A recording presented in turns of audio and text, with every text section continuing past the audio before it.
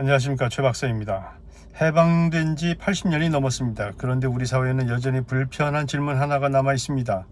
왜 나라를 위해 모든 것을 내놓았던 독립운동가의 후손들은 오랫동안 어려운 삶을 살아야 했고, 친일을 통해 부와 권력을 얻었던 사람들의 재산과 사회적 기반은 상당 부분 후손에게 이어질 수 있었을까요? 물론 모든 친일파 후손이 부유하고 모든 독립운동가 후손이 가난하다는 뜻은 아닙니다. 중요한 것은 개인의 현재가 아니라 해방 이후 우리가 제대로 바로잡지 못한 역사의 구조입니다. 일제강점기 친일을 통해 권력과 경제적 기반을 얻었던 사람들 가운데 상당수는 해방과 동시에 모든 것을 잃지 않았습니다.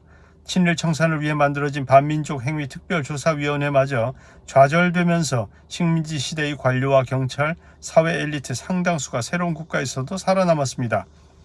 재산과 사회적 지위는 한 세대에서 끝나지 않습니다.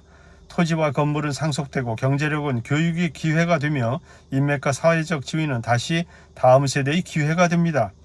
반대로 독립운동가들은 재산을 팔고 직업을 버리고 감옥에 갔습니다.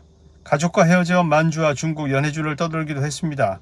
나라를 되찾기 위해 자신의 삶뿐만 아니라 가족의 생활 기반까지 희생했습니다. 결국 해방 이후 출발선부터 달랐던 것입니다. 그런데 여기서 분명히 해야 할 것이 있습니다.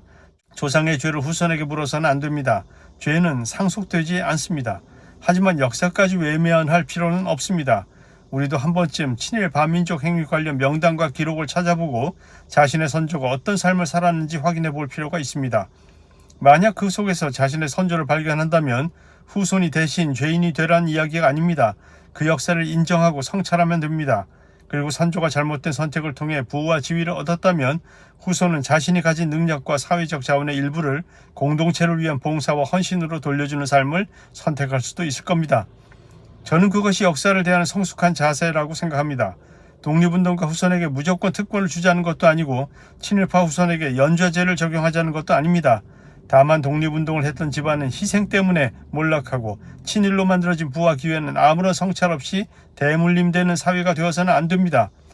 죄를 물려받을 필요는 없습니다. 하지만 역사에 대한 책임 있는 태도까지 버려서는 안 됩니다. 나라를 위해 희생한 사람이 손해보고 나라를 배신해 이익을 얻은 사람이 더 많은 것을 남기는 역사를 더 이상 반복하지 않는 것. 그것이 우리가 지금 친일 청산과 독립운동과 예우를 이야기해야 하는 이유 아니겠습니까? 지금까지 세상산책의 최 박사였습니다. 감사합니다.